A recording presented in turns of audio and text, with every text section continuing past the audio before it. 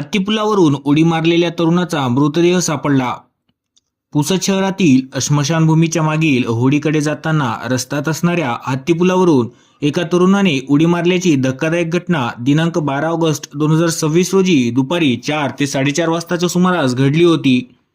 या घटनेने परिसरात एकच खळबळ उडाली होती. सदर घटनेनंतर त्या तरुणाचे शोध घेणे सुरू होते, परंतु प्रशासनाच्या अथक प्रयत्नानंतरही जवळपास 4 दिवस होऊन सुद्धा सदर तरुणाचा मृतदेह आढळून आला नाही.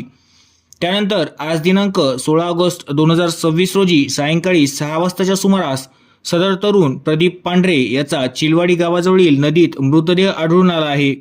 सदर तरुणाचा मृतदेह हा पाण्यात राहून वर आल्याने दिसून आला. त्या मृतदेहाला पाण्याच्या बाहेर काढून शवविच्छेदनाकरिता पाठविण्यात आले आहे.